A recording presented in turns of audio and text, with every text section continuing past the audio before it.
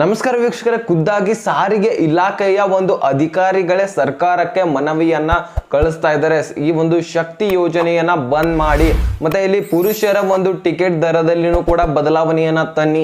ಮತ್ತೆ ಇಲ್ಲಿ ಮುಖ್ಯವಾಗಿ ಏನಪ್ಪಾ ಅಂದ್ರೆ ರಾಹುಲ್ ಗಾಂಧಿ ಸರ್ ಅವರೇ ಗೃಹಲಕ್ಷ್ಮಿ ಯೋಜನೆಯ ಬಗ್ಗೆ ಮತ್ತೆ ಈ ಒಂದು ಶಕ್ತಿ ಯೋಜನೆ ಬಗ್ಗೆ ಮಾಹಿತಿಯನ್ನ ಒಂದು ಹೇಳಿಕೆಯನ್ನ ಕೊಟ್ಟಿರುವಂತದ್ದು. ಸೊ ಈ ಎಲ್ಲಾ ಮಾಹಿತಿಗಳನ್ನ ಕೂಡ ನಿಮ್ಗೆ ತಿಳಿಸ್ಕೊಡ್ತಾ ಇದ್ದೀನಿ. ರಾಹುಲ್ ಗಾಂಧಿ ಸರ್ ಅವರು ಏನ್ ಹೇಳಿದ್ದಾರೆ, ಈಗಾಗಲೇ ಮತ ಎಣಿಕೆಗಳು ಕೂಡ ಮುಗಿದೋಯ್ತು. ಜೂನ್ 4ಕ್ಕೆ ಒಂದು ರಿಸಲ್ಟ್ ಕೂಡ ಬಂದಾಯಿತು. ಬಿಜೆಪಿ ಸರ್ಕಾರ 3ನೇ ಬಾರಿ ಹ್ಯಾಟ್ರಿಕ್ ಜಯವನ್ನ ಗಳಿಸಿರುವಂತದ್ದು. ಮೋದಿ ಅವರು ಕೂಡ ಈಗ ಪ್ರಮಾಣ ವಚನ ಸ್ವೀಕರಿಸುವವರಿದ್ದಾರೆ. ಸೊ ಹೀಗಾಗಿ ಏನೇನ್ ಆಗಿದೆ ಮಾಹಿತಿ, ಬಿಜೆಪಿ ಸರ್ಕಾರ ಬಂದಿದ್ದಕ್ಕೆ ಈ ಒಂದು ಗ್ಯಾರಂಟಿಗಳನ್ನ ಒಂದು ತೆಗಿತಾ ಇದ್ದಾರಾ, ಸೊ ಏನೇನ್ ಮಾಹಿತಿ, ಎಲ್ಲ ಇಂಪಾರ್ಟೆಂಟ್ ಮಾಹಿತಿಗಳನ್ನ ಒಂದೊಂದಾಗಿ ಟಾಪಿಕ್ ಸಮೇತ ತಿಳಿಸ್ಕೊಡ್ತಾ ಹೋಗ್ತೀನಿ. ಸೊ ನೀವೇನ್ ಮಾಡ್ಬೇಕಂದ್ರೆ ಮಧ್ಯೆ ಮಧ್ಯೆ ವಿಡಿಯೋನ ಸ್ಕಿಪ್ ಮಾಡಬಹುದು. ಪೂರ್ತಿಯಾಗಿ ನೋಡಿದ್ರೆ ಮಾತ್ರ ನಿಮ್ಗೆ ಅರ್ಥ ಆಗುತ್ತೆ. ಪೂರ್ತಿಯಾಗಿ ನೋಡಿದ್ಮೇಲೂ ನಿಮ್ಗೆ ಏನಾದ್ರು ಕಂಪ್ಯೂಷನ್ ಇದ್ರೆ ಆಮೇಲೆ ಕಮೆಂಟ್ ಅಲ್ಲಿ ಕೇಳಬಹುದು. ಸೊ ಅದಕ್ಕಿಂತ ಮುಂಚೆನೆ ಮೊದಲನೇಗೆ ಕಂಪ್ಲೀಟ್ ಆಗಿ ವಿಡಿಯೋನ ವಾಚ್ ಮಾಡಿ, ನಂತರ ಒಂದು ಮಾಹಿತಿಯನ್ನ ನಿಮ್ಗೆ ತಾನೇ ಗೊತ್ತಾಗುತ್ತೆ. ಸೊ ಈಗ ಡೈರೆಕ್ಟ್ ಆಗಿ ಪಾಯಿಂಟ್ಗೆ ಬಂದ್ಬಿಡೋಣ. ಸಬ್ಸ್ಕ್ರೈಬ್ ಮಾಡಿ ಅಂತ ಹೇಳಲ್ಲ, ಮಾಹಿತಿ ಅರ್ಥ ಆದ್ರೆ ಮಾತ್ರ ಸಬ್ಸ್ಕ್ರೈಬ್ ಮಾಡಿ ವೀಕ್ಷಕರೇ. ಸೊ ಇಲ್ಲಿ ಡೈರೆಕ್ಟ್ ಆಗಿ ಪಾಯಿಂಟ್ಗೆ ಬರೋದಾದ್ರೆ, ಓಕೆ ವೀಕ್ಷಕರೇ, ಮೊದಲನೇದಾಗಿ ಶಕ್ತಿ ಯೋಜನೆ ಬಗ್ಗೆ ಮಾತನಾಡೋದಾದ್ರೆ, ಇಲ್ಲಿ ಶಕ್ತಿ ಯೋಜನೆ ಲೇಟೆಸ್ಟ್ ಆಗಿ ಒಂದು ಸೋಷಿಯಲ್ ಮೀಡಿಯಾದಲ್ಲಿ ಓಡಾಡ್ತಾ ಇರುವಂತಹ ಮಾಹಿತಿ ಆಗಿರುತ್ತೆ. ಅದ್ರ ಜೊತೆಗೆ ಗೃಹಲಕ್ಷ್ಮಿ ಯೋಜನೆ ಕೂಡ. ಸೊ ಇಲ್ಲಿ ಶಕ್ತಿ ಯೋಜನೆಯ ಬಗ್ಗೆ ಮಾತನಾಡೋದಾದ್ರೆ, ಇಲ್ಲಿ ಸ್ವತಃ ಸಾರಿಗೆ ಒಂದು ಇಲಾಖೆಯ ಒಂದು ಅಧಿಕಾರಿಗಳೇನಿರ್ತಾರಲ್ಲ, ಸೊ ಅವರು ಇದರಿಂದ ನಮ್ಗೆ ಬಹಳಷ್ಟು ಹೊಡೆತ ಬೀಳ್ತಾ ಇದೆ. ಆರ್ಥಿಕ ಒಂದು ಕರ್ನಾಟಕದ ಆರ್ಥಿಕ ಸ್ಥಿತಿ ಬಹಳಷ್ಟು ಹದಗೆಡ್ತಾ ಇದೆ. ಸೊ ಇದರಿಂದನೇ ಒಂದು ಅರ್ಧ ಸರ್ಕಾರ ನಡೀತಾ ಇರತ್ತೆ.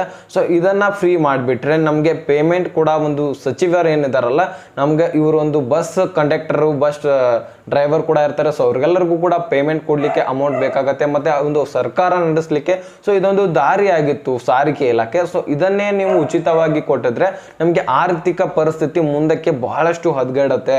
ಸೊ ಈ ಒಂದು ಮಾಹಿತಿಯ ಪ್ರಕಾರ ಒಂದು ಸಾರಿಗೆ ಇಲಾಖೆಯ ಅಧಿಕಾರಿಗಳು ಇದನ್ನ ಮನವಿಯನ್ನ ಸರ್ಕಾರಕ್ಕೆ ಹಂಚಿಕೊಂಡಿರುವಂತದ್ದು. ಸೊ ಇದ್ರ ಜೊತೆಗೇನೆ ಸ್ವತಃ ರಾಹುಲ್ ಗಾಂಧಿ ಅವರು ಕೂಡ ಈ ಒಂದು ಮನವಿಯನ್ನ ಕೇಳಿದ್ದಾರೆ. ಸೊ ಏನೇನ್ ಮಾಡ್ತಾರೆ, ಮುಂದಿನ ಈ ಒಂದು ಶಕ್ತಿ ಯೋಜನೆ ಬಂದ್ ಮಾಡ್ತಾರಾ ಇಲ್ವಾ, ಸೊ ಇದನ್ನ ತಿಳಿತಾ ಹೋಗೋಣ. ಇಲ್ಲಿ ಸಾರಿಗೆ ಇಲಾಖೆಯ ಅಧಿಕಾರಿಗಳು ಏನಿದಾರಲ್ಲ, ಸೊ ನೀವು 5 ಗ್ಯಾರಂಟಿಗಳನ್ನ ಬಂದ್ ಮಾಡಬೇಕಪ್ಪ ಅಂದ್ರೆ ನೀವು ಮೊದಲನೇದಾಗಿ ಶಕ್ತಿ ಯೋಜನೆಯನ್ನೇ ಬಂದ್ ಮಾಡಿ. ಯಾಕಂದ್ರೆ ಇದನ್ನ ಬಹಳಷ್ಟು ಜನರು ಕೂಡ ಮನವಿನಿ ಸಲ್ಲಿಸ್ತಾ ಇದ್ದಾರೆ. ಯಾಕಂದ್ರೆ ಬಡ ಜನರಿಗೆ ಕೂಡ ಈಗ ಬಹಳಷ್ಟು ತೊಂದರೆ ಉಂಟಾಗ್ತಾ ಇದೆ. ಯಾಕಂದ್ರೆ ಆಟೋ ಚಾಲಕರಿಗೆ, ರಿಕ್ಷಾ ಚಾಲಕರಿಗೆ ಒಂದು ದುಡಿಲಿಕ್ಕೆ ಒಂದು ಅವಕಾಶ ಇತ್ತು. ಸೊ ಅದನ್ನು ಕೂಡ ಈಗ ಸಾರಿಗೆ ಇಲಾಖೆದವರು ಕಸ್ಕೊಂಡಾಗಿದೆ. ಸೊ ಈ ರೀತಿಯಾಗಿ ಪ್ರಾಬ್ಲಮ್ಸ್ಗಳು ಬಹಳಷ್ಟು ಉಂಟಾಗ್ತಾ ಇದಾವೆ. ಜನರು ಕೂಡ ಮನವಿಯನ್ನು ಮಾಡಿದ್ದಾರೆ. ಸೊ ವಿದ್ಯಾರ್ಥಿಗಳು ಕೂಡ ಮನವಿಯನ್ನು ಮಾಡಿದ್ದಾರೆ, ವೃದ್ಧರು ಕೂಡ ಮನವಿಯನ್ನು ಮಾಡಿದ್ದಾರೆ. ಸೊ ಇದಕ್ಕೋಸ್ಕರ ಈಗ ಕಳೆದ ಒಂದು ವರ್ಷ ಆಗ್ಲಕ್ಕೆ ಬಂತು. ಈಗ ಜೂನ್ ನಲ್ಲಿನೇ ಹೋದ ವರ್ಷ ಈ ಒಂದು ಶಕ್ತಿ ಯೋಜನೆಯನ್ನ ಪ್ರಾರಂಭಿಸಲಾಗಿತ್ತು. ಸೊ ಈ ಒಂದು ಜೂನ್ಗೆ ಎಂಡ್ ಮಾಡಿದ್ರು ಕೂಡ ನಡೆಯುತ್ತೆ ಅಂತ ಒಂದು ಮಾಹಿತಿ ಬರ್ತಾ ಇದೆ. ನೀವು ಫ್ರೀ ಆಗಿ ಬಸ್ ಮಾಡೋದರಿಂದ ಇಲ್ಲಿ ಸಾರಿಗೆ ಇಲಾಖೆಗೆ ಅಷ್ಟೇ ಹೊಡೆತ ಬೀಳ್ತಾ ಇಲ್ಲ. ಸೊ ಪ್ರತಿಯೊಂದು ಒಂದು ವ್ಯಕ್ತಿ ಕೂಡ ಈಗ ಒಂದು ದಿವಸ ರಜೆ ತಗೋಲಿಕ್ಕೂ ಕೂಡ ಹಿಂದೆ ಮುಂದೆ ನೋಡ್ತಾ ಇದ್ದಾರೆ. ಅಷ್ಟು ಕಸ್ಟಮರ್ ಏನದು ಒಂದು ಸಾರಿಗೆ ಇಲಾಖೆಯಲ್ಲಿ ಅಷ್ಟು ಜನರು ಒಂದು ಪ್ರಯಾಣವನ್ನ ಮಾಡ್ತಾ ಇರುವಂತದ್ದು ಅಂತ ಮಾಹಿತಿ ಕೊಡ್ತಾ ಇದ್ದಾರೆ. ಅದ್ರ ಜೊತೆಗೇನೆ ಇದನ್ನ ರಿಪೇರಿ ಮಾಡ್ಲಿಕ್ಕೆ ಅಂದ್ರೆ ಒಂದು ಬಸ್ಗಳು ಅಷ್ಟೊಂದು ಬೇಸತ್ ಬಿಟ್ಟಿವೆ ಅಂತಾನೆ ಅನ್ಬೋದು ವೀಕ್ಷಕರೇ. ಅಷ್ಟೊಂದು ರಶ್ ಆಗಿರುವಂತದ್ದು, ಅಷ್ಟೊಂದು ಬಸ್ಗಳಿಗೆ ಪ್ರಾಬ್ಲಮ್ ಆಗಿರುವಂತದ್ದು, ಮಷಿನ್ ಇಂಜಿನ್ಗಳು ಅಲ್ಲಿ ಕೂಡ ಪ್ರಾಬ್ಲಮ್ ಕಾಣ್ತಾ ಇದೆ ಅಂತ ಮಾಹಿತಿಯನ್ನ ಕಳಿಸ್ತಾ ಇದ್ದಾರೆ. ಸೊ ಇದನ್ನ ಫ್ರೀ ಮಾಡೋದ್ರ ಜೊತೆಗೆ ಅದನ್ನು ಕೂಡ ರಿಪೇರಿ ಮಾಡಿಸ್ಬೇಕಲ್ವಾ. ಈಗಾಗಲೇ ನಮ್ಮ ಒಂದು ಸಾರಿಗೆ ಇಲಾಖೆಯ ಪರಿಸ್ಥಿತಿ ಬಿಡಿ, ನಮ್ಮ ರಾಜ್ಯದ ಪರಿಸ್ಥಿತಿಯನ್ನು ನೋಡಿದ್ರೆ ಸಹಿತ ಇಲ್ಲಿ ನಮ್ಮ ಒಂದು ಎಲ್ಲಾ ಗ್ಯಾರಂಟಿಗಳಿಗೆ ಒಂದು ವರ್ಷಕ್ಕೆ 55,000 ಕೋಟಿ ಕೂಡ ಇಲ್ಲಿ ಖರ್ಚಾಗ್ತಾ ಇದೆ.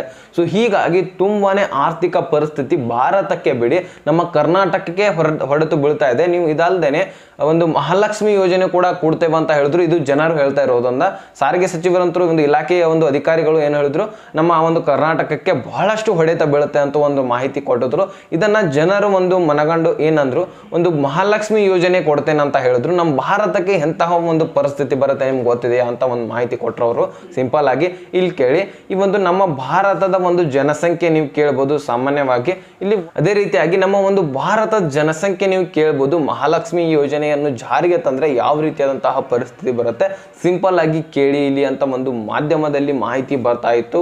ಜನರು ಮಾತಾಡ್ತಾ ಇರುವಂತಹ ಮಾಹಿತಿ ಇದು ನೋಡಿ. ಇಲ್ಲಿ ನಮ್ಮ ಒಂದು ದೇಶದ ಜನಸಂಖ್ಯೆ 1.40 ಕೋಟಿ ಸಮಥಿಂಗ್ ಇದೆ. ಅದೇ ರೀತಿಯಾಗಿ ನಮ್ಮ ದೇಶದ ಬಜೆಟ್ ಎಷ್ಟಿರಬೇಕು ಇದು ಬಹಳಷ್ಟು ಜನರಿಗೆ ಗೊತ್ತಿಲ್ಲ, ಇದನ್ನ ತಿಳ್ಕೊಳ್ಳಿ. 47 ಲಕ್ಷ ಕೋಟಿ ಸಮಥಿಂಗ್ ಇದೆ. 48 ಕೂಡ ಸಂಪೂರ್ಣವಾಗಿಲ್ಲ, ಲಕ್ಷ ಕೋಟಿ ಒಂದು ಸಮಥಿಂಗ್ ಇದೆ. ಸೊ ಅಂತಹ ಒಂದು ಹಣವನ್ನ ಈ ಒಂದು ಯೋಜನೆಗೆ ಖರ್ಚು ಮಾಡಿದ್ರೆ ಈ ಒಂದು ಯೋಜನೆಗೆ ಅಷ್ಟೊಂದು ಹಣ ಖರ್ಚಾಗಿಬಿಡತ್ತೆ. ಹಾಗಾದ್ರೆ ನಮ್ಮ ಸರ್ಕಾರ ಹೇಗೆ ನಡೆಯುತ್ತೆ? ಮತ್ತೆ ಇಲ್ಲಿ ರೈತರಾಗಿರ್ಲಿ, ಬಡ ಜನರಾಗಿರ್ಲಿ, ಮತ್ತೆ ಬೇರೆ ಬೇರೆ ಸ್ಕೀಮ್ಗಳಿರ್ತವೆ. ಸೊ ಅವುಗಳಿಗೆ ಹಣವನ್ನ ಹೇಗೆ ಕೊಡ್ತೀರಾ ನೀವು? ಮತ್ತೆ ಇಲ್ಲಿ ವಿದ್ಯಾರ್ಥಿ ವೇತನ ಯಾವ ರೀತಿಯಾಗಿ ಕೊಡ್ತೀರಾ? ಸೊ ಈ ಎಲ್ಲ ಒಂದು ಪ್ರಾಬ್ಲಮ್ಗಳು ಕೂಡ ಬಹಳಷ್ಟಾಗಿ ಬರುತ್ತೆ. ಅದೇ ರೀತಿಯಾಗಿ 5 ವರ್ಷಗಳ ಕಾಲ ಕೊಟ್ಟರೆ ನಮ್ಮ ದೇಶದ ಪರಿಸ್ಥಿತಿ ಏನಾಗುತ್ತೆ?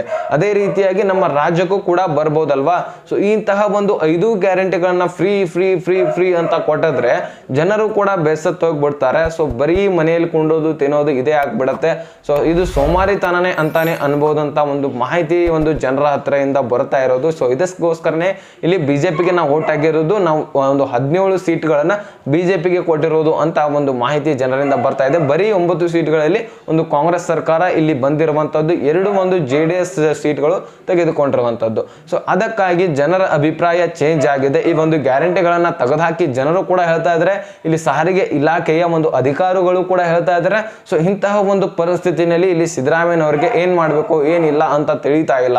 ಸೊ ಇಂತಹ ಒಂದು ನಿಟ್ಟಿನಲ್ಲಿ ಸಾಗ್ತಾ ಇದೆ. ಇದಕ್ಕೆ ರಾಹುಲ್ ಗಾಂಧಿ ಅವರು ಏನೋ ಒಂದು ಉತ್ತರಿಸಿದ್ದಾರೆ. ಸೊ ಇದನ್ನು ಕೂಡ ತಿಳ್ಕೋಬೇಕಾದಂತಹ ಮಾಹಿತಿ ಆಗಿರುತ್ತೆ ವೀಕ್ಷಕರೇ. ಸೊ ಕಂಟಿನ್ಯೂಸ್ ಆಗಿ ವಿಡಿಯೋನ ನೋಡ್ತಾ ಹೋಗಿ, ಏನೇನಿದೆ ಸಂಪೂರ್ಣ ಮಾಹಿತಿಯನ್ನು ಅರ್ಥ ಮಾಡ್ಕೋತಾ ಹೋಗೋಣ. ಮತ್ತೆ ಇಲ್ಲಿ ಸಾರಿಗೆ ಇಲಾಖೆಯವರು ಇನ್ನೂ ಕೆಲವೊಂದಿಷ್ಟು ಮಾಹಿತಿಗಳನ್ನ ಗೋರ್ಮೆಂಟ್ಗೆ ಹೇಳ್ತಾರೆ. ಈ ಒಂದು ಅಂದ್ರೆ ನೀವು ಏನು ಫ್ರೀಯಾಗಿ ಮಾಡ್ತಾ ಇದ್ದೀರಲ್ಲ, ನಮ್ಮ ಒಂದು ಸರ್ಕಾರದ ಪ್ರಾಪರ್ಟಿಗಳು ಏನಿರ್ತಾವಲ್ಲ, ಸೊ ಅಂತಹ ಒಂದು ಪ್ರಾಪರ್ಟಿಗಳನ್ನ ನೀವು ಅಡವಿಟ್ಟು ಹಣವನ್ನ ತೆಗೆದುಕೊಂಡು ಜನರಿಗೆ ಕೊಡ್ತಾ ಇದ್ದೀರಿ. ಸೊ ಅದ್ರ ಜೊತೆಗೇನೆ ಜನರು ಏನಂತ ಅನ್ತಾ ಇದ್ದಾರೆ ಅಂದ್ರೆ, ಮೀಸಲಾತಿಗಾಗಿ ನೀವು ಇಟ್ಟಿರುವಂತಹ ಹಣ ಕೂಡ ಸ್ಕಾಲರ್ಶಿಪ್ಗಳಿಗಾಗಿ ಮತ್ತೆ ಈ ಒಂದು ಯೋಜನೆಗಳಿಗಾಗಿ, ಫ್ರೀ ಯೋಜನೆಗಳಿಗಾಗಿ ಬಳಸ್ತಾ ಇದ್ದೀರಾ. ಸೊ ಮೀಸಲಾತಿ ಹಣವನ್ನೇ ನೀವು ಬಳಸ್ತಾ ಇದ್ದೀರಾ ಅಂತ ಇಲ್ಲಿ SC/ST ಜನರು ಕೂಡ ಹೇಳ್ತಾ ಇದ್ದಾರೆ. ಸೊ ಎಲ್ಲ ಜನರು ಕೂಡ ಇಲ್ಲಿ ಹೇಳ್ತಾ ಇರುವಂತದ್ದು ಮತ್ತೆ ಇಲ್ಲಿ ಸಾರಿಗೆ ಇಲಾಖೆಯ ಅಧಿಕಾರಿಗಳು ಟಿಕೆಟ್ ದರವನ್ನ ನೀವು ಏರಿಸಲೇಬೇಕು. 15% 20%ಗೆ ಏರಿಸಲೇಬೇಕಾಗತ್ತೆ. ಅಂದ್ರೆ ಒಂದು 100 ರೂಪಾಯಿ ಟಿಕೆಟ್ ದರ ಇದ್ರೆ ಅಲ್ಲಿ 20 ರೂಪಾಯಿ ಅಥವಾ 15 ರೂಪಾಯಿ ನೀವು ಏರಿಸಲೇಬೇಕು. ಪುರುಷರಿಗಾಗಿರ್ಲಿ ಇಲ್ಲಿ ಒಂದು ಫ್ರೀ ಬಸ್ ಅನ್ನ ತೆಗೆದುಹಾಕಿ, ಮಹಿಳೆಯರಿಗಾದ್ರೂ ಈ ಒಂದು 15 ರೂಪಾಯಿಂದ 20 ರೂಪಾಯಿ ನೀವು ಏರಿಸಲೇಬೇಕು. ಅಂದ್ರೆ ಮಾತ್ರ ನಮ್ಮ ಒಂದು ಸಾರಿಗೆ ಇಲಾಖೆಯು ಕೂಡ ನಡೆಯುತ್ತೆ, ಮತ್ತೆ ನಮ್ಮ ಒಂದು ಸರ್ಕಾರಕ್ಕೂ ಕೂಡ ಹೆಲ್ಪ್ ಆಗತ್ತೆ. ಇಷ್ಟೇ ನೀವು ಫ್ರೀ ಮಾಡಿದ್ರಲ್ಲ, ಸೊ ಇದನ್ನ ಇಲ್ಲಿ ನಾವು ತೆಗೆದ ಒಂದು ಸರ್ಕಾರವನ್ನ ನಗಡಿಸಬಹುದಾಗಿರುತ್ತೆ. ಸೊ ಅದಕ್ಕೋಸ್ಕರ ನೀವು ಟಿಕೆಟ್ ದರವನ್ನ ಏರಿಸಬೇಕು. ಇಲ್ಲಿ ಪೆಟ್ರೋಲ್ ಬೆಲೆ ಆಗಿರ್ಲಿ, ಡೀಸೆಲ್ ಬೆಲೆ ಆಗಿರ್ಲಿ, ಅನೇಕ ಒಂದು ಸಾಮಗ್ರಿಗಳ ವಸ್ತುಗಳ ಒಂದು ಬೆಲೆ ಏರ್ತಾ ಇದೆ. ಆದ್ರೆ ಇಲ್ಲಿ ಟಿಕೆಟ್ ದರನೇ ಏರ್ತಾ ಇಲ್ಲ ಅಂತ ಒಂದು ಮಾಹಿತಿ ಒಂದು ಅಧಿಕಾರಿಗಳು ಕೊಟ್ಟಿರುವಂತದ್ದು. ಸೊ ಅದಕ್ಕೋಸ್ಕರ ನೀವು ಬಂದ್ ಮಾಡಲೇಬೇಕು, ಟಿಕೆಟ್ ದರವನ್ನ ಏರಿಸಲೇಬೇಕು. ಎಲ್ಲರಿಗೂ ಕೂಡ ಈ ಒಂದು ಕರ್ನಾಟಕ ಸರ್ಕಾರ ಒಂದು ಬಹಳಷ್ಟು ಒಂದು ಈಗಾಗಲೇ ಸಾಲವನ್ನ ಮಾಡ್ಕೊಂಡಿದೆ. ಅದು ಇನ್ಮೇಲಿಂದ ಬೇಡ, ಜನರಿಗೂ ಕೂಡ ಅರ್ಥ ಆಗ್ತಾ ಇದೆ. ಇನ್ಮೇಲಿಂದ ಈ ಒಂದು ಯೋಜನೆಗಳು ಬೇಡ, ಸಾಲ ಮಾಡುವುದು ಬೇಡ. ನಮ್ಮ ಕರ್ನಾಟಕ ರಾಜ್ಯ ಸರ್ಕಾರ ಒಳ್ಳೆಯ ಒಂದು ನಿಟ್ಟಿನಲ್ಲಿ ದಾರಿನಲ್ಲಿ ನಡಿಬೇಕಾಗತ್ತೆ ಅಂತ ಮಾಹಿತಿಯನ್ನ ಒಂದು ಸಾರಿಗೆ ಇಲಾಖೆಯ ಅಧಿಕಾರಿಗಳು ಕೊಟ್ಟಿರುವಂತದ್ದು, ಮನವಿಯನ್ನ ಮಾಡ್ಕೊಂಡಿರುವಂತದ್ದು. ರಾಹುಲ್ ಗಾಂಧಿಗಾಗಿರ್ಲಿ, ಒಂದು ಸರ್ಕಾರಕ್ಕೇನೆ ಒಂದು ಮನವಿಯನ್ನ ಮಾಡ್ಕೋತಾ ಇದ್ದಾರೆ. ವೀಕ್ಷಕರೇ, ಇಷ್ಟು ಒಂದು ಮಾಹಿತಿಗಳನ್ನ ಸರ್ಕಾರಕ್ಕೆ ಮನವಿ ಮಾಡಿದ ತಕ್ಷಣ ಜನರು ಆಗಿರಲಿ, ಸರ್ಕಾರದ ಒಂದು ಸಾರಿಗೆ ಇಲಾಖೆಯ ಅಧಿಕಾರಿಗಳಾಗಲಿ ಮನವಿಯನ್ನ ಮಾಡಿದ ತಕ್ಷಣ ಒಂದು ಸಿದ್ದರಾಮಯ್ಯನವರಾಗಿರ್ಲಿ, ಗೌರ್ಮೆಂಟ್ನವರು ನಾವೊಂದು ನಿರ್ಧಾರವನ್ನ ತಗೊಳ್ತೇವೆ ಆದಷ್ಟು ಬೇಗ ಅಂತ ಮಾಹಿತಿಯನ್ನ ಕೊಟ್ಟಿದ್ದಾರೆ. ಸೊ ಆದ್ರೆ ಇಲ್ಲಿ ಟಿಕೆಟ್ ದರ ಅಂತೂ ಹೆಚ್ಚಾಗೋದು ನಿಶ್ಚಿತ ವೀಕ್ಷಕರೇ, ಹೆಚ್ಚಂತೂ ಹಾಗೆ ಆಗತ್ತೆ ಅಂತ ಮಾಹಿತಿ ಕೊಟ್ಟಿದ್ದಾರೆ. ಸೊ ಅದರಲ್ಲಿ ವೀಕ್ಷಕರೇ, ನಿಮ್ಗೆ ಏನ್ ಅನ್ಸುತ್ತೆ? ಶಕ್ತಿ ಯೋಜನೆ ಬಂದ್ ಆಗ್ಬೇಕಾ ಅಥವಾ ಇಲ್ವಾ? ಬಂದ್ ಆದ್ರೆ ಏನೇನ್ ಪ್ರಾಬ್ಲಮ್ ಆಗತ್ತೆ? ಬಂದ್ ಆಗ್ಲಿಲ್ಲ ಅಂದ್ರೂ ಸಹಿತ ನಮ್ಮ ಸರ್ಕಾರಕ್ಕೆ ಏನು ಹೊಡೆತ ಬೀಳುತ್ತೆ? ಸೊ ಈ ಎಲ್ಲ ಟಾಪಿಕ್ಗೆ ಒಂದೇ ಒಂದು ಕಮೆಂಟ್ ಮುಖಾಂತರ ನಮಗೆ ತಿಳಿಸಿ. ನಿಮ್ಮ ಅಭಿಪ್ರಾಯ ಏನಿದೆ ಅನ್ನೋದನ್ನ ನಮಗೂ ಕೂಡ ಗೊತ್ತಾಗಬೇಕು, ಎಲ್ಲ ಜನರಿಗೂ ಕೂಡ ಗೊತ್ತಾಗಬೇಕು, ಮುಖ್ಯವಾಗಿ ಸರ್ಕಾರಕ್ಕೂ ಕೂಡ ಗೊತ್ತಾಗಲೇಬೇಕು. ಸೊ ಈಗ ನೆಕ್ಸ್ಟ್ ಗೃಹಲಕ್ಷ್ಮಿ ಯೋಜನೆ ಕಡೆಗೆ ಬಂದ್ಬಿಡೋಣ. ಸೊ ಇದು ಮುಖ್ಯವಾಗಿರುವಂತದ್ದು, ಇಲ್ಲಿ ಕೂಡ ಹೆಲ್ಪ್ ಆಗ್ತಾ ಇದೆ. ಆದಷ್ಟು ನೋಡೋಣ ಏನೇನಿದೆ ಮಾಹಿತಿಯನ್ನ ತಿಳಿತಾ ಹೋಗೋಣ. ಗೃಹಲಕ್ಷ್ಮಿ ಯೋಜನೆಯ ಬಗ್ಗೆ ಈಗಾಗಲೇ ನಿಮ್ಗೆ ತಿಳಿದಿರುವಂತೆ ಈಗ 11ನೇ ಕಂತಿನ ಹಣ ಸ್ಟಾರ್ಟ್ ಆಗಿದೆ. ಈಗಾಗಲೇ ಸ್ಟಾರ್ಟ್ ಆಗಿ ಬಹಳ ದಿನನೇ ಆಯಿತು. ರಿಸಲ್ಟ್ಗಿಂತ ಮುಂಚೆನೆ ಸ್ಟಾರ್ಟ್ ಆಗಿರುವಂಥದ್ದು ಒಂದು 11ನೇ ಕಂತಿನ ಹಣ. ಆದರೆ ಇಲ್ಲಿ ಎಲೆಕ್ಷನ್ಗಿಂತ ಮುಂಚೆನೆ ಗೃಹಲಕ್ಷ್ಮಿ ಯೋಜನೆ ನಾವು ಕರೆಕ್ಟ್ ಆಗಿನೇ ಕೊಡ್ತಾ ಇದ್ವಿ. ಆದರೂ ಸಹಿತ ನಮ್ಗೆ ಒಂದು ವೋಟ್ ಯಾಕೆ ಹಾಕಲಿಲ್ಲ? ಈ ಒಂದು ಕರ್ನಾಟಕ ರಾಜ್ಯದಲ್ಲಿ ನೀವು ಒಂದು CM ಆಗಿದ್ರು ಸಹಿತ, ಕಾಂಗ್ರೆಸ್ ಸರ್ಕಾರವೇ ಅಧಿಕಾರಕ್ಕೆ ಇದ್ರೂ ಸಹಿತ MP ಇಲೆಕ್ಷನ್ ಅಲ್ಲಿ, ಲೋಕಸಭಾ ಚುನಾವಣೆಯಲ್ಲಿ ಯಾಕೆ ನಮಗೆ ವೋಟ್ ಹಾಕಲಿಲ್ಲ ಜನರು? ನೀವು 2,000 ರೂಪಾಯಿ ಹಣವನ್ನ ಎಲ್ಲರಿಗೂ ಕೂಡ ಕೊಡ್ತಾ ಇದ್ರು ಅಥವಾ ಇಲ್ವೋ ಅಂತ ಸ್ವತಃ ಸಿದ್ದರಾಮಯ್ಯನವರಿಗೆ ಮತ್ತೆ DK ಶಿವಕುಮಾರ್ ಅವರಿಗೆ ಇದು ರಾಹುಲ್ ಗಾಂಧಿ ಅವರು ಕ್ವಶನ್ ಮಾಡ್ತಾ ಇದ್ರು. ಸೊ ಇದನ್ನೇ ಅವರು ಮಾಧ್ಯಮದಲ್ಲಿ ಹೇಳ್ತಾ ಇರೋದು. ನಿಮಗೆ ಒಂದು CM ಆಗಿರುವಂತಹ CM ಗೆ ಇಬ್ಬರಿಗೂ ಕೂಡ ಒಂದು ಕ್ವಶನ್ ಮಾಡ್ತಾರೆ. ಸೊ ನೀವು ಏನು ಆದ್ರೂ 2,000 ರೂಪಾಯಿ ಹಾಕ್ತಾ ಇಲ್ವಾ, 2,000 ರೂಪಾಯಿ ನೀವು ಅಮೌಂಟ್ ಅನ್ನ ಜನರಿಗೆ ತಲುಪಿಸ್ತಾ ಇಲ್ಲ, ಅದಕ್ಕೆ ನಮಗೆ ಈ ಒಂದು ಲೋಕಸಭಾ ಚುನಾವಣೆಯಲ್ಲಿ ಜನರು ವೋಟ್ ಹಾಕ್ತಾ ಇಲ್ಲ ಅಂತ ಒಂದು ಮಾಹಿತಿಯನ್ನ ಕೇಳ್ತಾ ಇದ್ರು. ಮತ್ತೆ ಇಲ್ಲಿ ಪುರುಷರದಂತರೂ ಬಿಡಿ ಹೊರಟು, ಯಾಕಂದ್ರೆ ಪುರುಷರಿಗೋಸ್ಕರ ನಾವೇನು ಕೂಡ ಮಾಡಿಲ್ಲ. ಶಕ್ತಿ ಯೋಜನೆ ಆಗಿರಲಿ, ಗೃಹಲಕ್ಷ್ಮಿ ಯೋಜನೆ ಆಗಿರಲಿ, ಎಲ್ಲ ಹೆಚ್ಚಾನೆಚ್ಚು ಯೋಜನೆಗಳು ಬರೀ ಮಹಿಳೆಯರಿಗೋಸ್ಕರನೇ ಇದಾವೆ. ಒಂದು ಒಳ್ಳೆಯ ಯೋಜನೆಗಳೇನಿದಾವೆ ಮುಖ್ಯವಾಗಿ ಆ ಯೋಜನೆಗಳು ಮಹಿಳೆಯರಿಗೋಸ್ಕರನೇ ಇದಾವೆ. ಸೊ ಮಹಿಳೆಯರಾದ್ರೂ ಕೂಡ ನಮ್ಗೆ ವೋಟ್ ಹಾಕ್ಬೇಕಾಗಿತ್ತಲ್ಲ, ಯಾಕೆ ನಮ್ಗೆ ವೋಟ್ ಹಾಕ್ಲಿಲ್ಲ? ಬರೀ 9 ಸ್ಥಾನ ಮಾತ್ರ ಸಿಕ್ಕಿರುವಂತದ್ದು. ಸೊ ನಮ್ಗೆ 20ಕ್ಕಿಂತ ಹೆಚ್ಚಿನ ಸ್ಥಾನ ಬರ್ಬೇಕಾಗಿತ್ತು, ಕಡ್ಡಾಯವಾಗಿ ಆರಾಮಾಗಿ ಬರ್ತಾ ಇತ್ತು ಕೂಡ. ಸೊ ಅದಕ್ಕೆ ಯಾಕೆ ಬರ್ಲಿಲ್ಲ ಅಂತ ಒಂದು ಕ್ವಶನ್ ನ ಸಿದ್ದರಾಮಯ್ಯನವರಿಗೆ ಮಾಡಿರುವಂತದ್ದು. ಸೊ ವೀಕ್ಷಕರೇ, ಸೊ ಯಾಕೆ ಅಂದ್ರೆ ಈಗಾಗಲೇ ನಿಮ್ಗೆ ಗೊತ್ತಿರುವಂತೆ 11 ಕಂತುಗಳಲ್ಲಿ ಏನಾದ್ರೂ ನಿಮ್ಗೆ ಅಮೌಂಟ್ ಒಂದಿಲ್ಲ ಒಂದು ಕಂತುಗಳು ಪೆಂಡಿಂಗ್ ಏನೇ ಇದಾವೆ. ಸೊ ಇದು ಒಂದು ಕಾರಣ ಅಂತ ಜನರ ಅಭಿಪ್ರಾಯ ಇದೆ. ಅಂದ್ರೆ ಜನರು ಏನು ವ್ಯಕ್ತಪಡಿಸಿರಂತೆ, ಇವ್ರೇನ್ ಹಣ ಬಿಡ್ತಾರೆ ನಮ್ಗೆ 11 ಕಂತುಗಳಲ್ಲಿ ಬಹಳ ಆದ್ರೆ 2 ರಿಂದ 3 ಕಂತುಗಳು ಅಷ್ಟೇ ಬಂದಿದ್ದಾವೆ ನಮಗೆ, ಇವ್ರೇನ್ ಕಂಟಿನ್ಯೂಸ್ ಆಗಿ ನಮ್ಗೆ ಅಮೌಂಟ್ ಅಂತೂ ಹಾಕಿಲ್ಲ. ಅದೇ ಎಲೆಕ್ಷನ್ ಟೈಮ್ದಲ್ಲಿ 2-3 ಕಂತುಗಳು ಒಂದು ಹೆಚ್ಚಾಗಿ ಹಾಕಿದ್ರು. ಎಲೆಕ್ಷನ್ ಗಿಂತ ಮುಂಚೆ ಏನ್ ಮಾಡಿದ್ರು ಇವರು, ಬರೀ 1 ತಿಂಗಳಲ್ಲಿ 2 ತಿಂಗಳಲ್ಲಿ ಒಂದೇ ಕಂತು ಅಥವಾ ಒಂದು 3-4 ತಿಂಗಳಲ್ಲಿ 1 ಕಂತು ಅಥವಾ 2 ಕಂತು ಇಷ್ಟೇ ಬಿಡ್ತಾ ಬಂದ್ರು. ನಮ್ಗೆ ಅಮೌಂಟೇ ತಲುಪಿಲ್ಲ. ನಮ್ಗೆ ಬಹಳಷ್ಟು ಒಂದು 11 ಕಂತುಗಳಿಗೆ ಬಹಳ ಆದ್ರೆ 5 ಕಂತುಗಳು ಬಂದಿದೆ ಮುಟ್ಟಿದಾವೆ. ಸೊ ಇಷ್ಟೇ ಒಂದು ಮಾಹಿತಿ ಜನರಿಂದ ಬರ್ತಾ ಇರುವಂತದ್ದು. ಸೊ ಇದನ್ನು ಕೂಡ ಬಂದ್ ಮಾಡಿದ್ರೆ ನಮ್ಗೇನು ಫರಕ್ ಬೀಳಲ್ಲ ಅಂತ ಒಂದು ಜನರಿಂದ ಮಾಹಿತಿ ಬರ್ತಾ ಇರುವಂತದ್ದು. ವೀಕ್ಷಕ, ಇಲ್ಲಿ ಮುಖ್ಯವಾಗಿ ಈ ಎಲ್ಲ ಗ್ಯಾರಂಟಿ ಸ್ಕೀಮ್ಸ್ ಗಳನ್ನ ನೀವು ಮುಚ್ಚಾಕ್ ಬಿಡಿ, ಬಂದ್ ಹಾಕ್ಬಿಡಿ, ಬಂದ್ ಮಾಡ್ಬಿಡಿ, ನಮ್ಗೇನು ಯೂಸ್ ಇಲ್ಲ ಇದರಿಂದ ಅಂತ ಒಂದು ಮಾಹಿತಿ ಹೇಳ್ತಾ ಇರುವಂತದ್ದು ಬಿಜೆಪಿಗೆ ವೋಟ್ ಹಾಕಿದವರು ಅಂತಾನೆ ಏನಿಲ್ಲ. ಸೊ ಇಲ್ಲಿ ತಿಳಿದಿರುವಂತಹ ವ್ಯಕ್ತಿಗಳಂತ ಅನ್ಬೋದು. ಯಾಕಂದ್ರೆ ವೀಕ್ಷಕರೇ, ಅವ್ರಿಗೆ ಒಂದು ಕರ್ನಾಟಕ ರಾಜ್ಯದ ಬಗ್ಗೆ ಒಂದು ನಿರ್ದಿಷ್ಟವಾದಂತಹ ನಿರ್ಧಾರವನ್ನ ತೆಗೆದುಕೊಂಡಿದ್ದಾರೆ. ಇದು ನಮ್ಮ ಮನೆಗಲ್ಲ, ನಮ್ಮ ಒಂದು ರಾಜ್ಯನೂ ಕೂಡ ಒಳ್ಳೆಯ ಒಂದು ನಿಟ್ಟಿನಲ್ಲಿ ಸಾಗಬೇಕಾಗತ್ತೆ. ಬರೀ ಗ್ಯಾರಂಟಿ ಸ್ಕೀಮ್ಗಳಿಂದ ನಮ್ಮ ಒಂದು ಮನೆ ನಡಿಬಹುದು, ಆದರೆ ನಮ್ಮ ಒಂದು ರಾಜ್ಯ ಸರ್ಕಾರ ಬಹಳಷ್ಟು ತೊಂದರೆಗೆ ಈಡಾಗ್ತದೆ. ಯಾಕಪ್ಪ ಅಂದ್ರೆ ಈಗ ಸಾಲನು ಕೂಡ ಬಹಳಷ್ಟು ಇದೆ. ಇನ್ನು 5 ವರ್ಷಗಳ ಕಾಲ ಇದೇ ರೀತಿಯಾಗಿ ನಡೆದ್ರೆ ತುಂಬಾ ಅಂದ್ರೆ ತುಂಬಾನೇ ಒಂದು ಸಾಲ ಆಗ್ಬಿಡತ್ತೆ. ಎಲ್ಲ ಪ್ರಾಪರ್ಟಿ, ಸರ್ಕಾರದ ಪ್ರಾಪರ್ಟಿಗಳನ್ನ ಒಂದು ಅಡ ಇಡಬೇಕಾಗತ್ತೆ, ಈಗಾಗಲೇ ಇಟ್ಟಿದ್ದಾರನು ಕೂಡ. ಸೊ ಬಹಳಷ್ಟು ಒಂದು ಆರ್ಥಿಕ ಪರಿಸ್ಥಿತಿಗೆ ಹೊಡೆತು ಬೀಳತ್ತೆ ಅಂತ ನಾವು ಈ ಒಂದು ಗ್ಯಾರಂಟಿಗಳನ್ನ ತೆಗೆದು ಹಾಕ್ಬಿಡಿ ಅಂತ ಬಹಳಷ್ಟು ಜನರು ಮನವಿಯನ್ನ ಮಾಡ್ತಾ ಇದ್ದಾರೆ.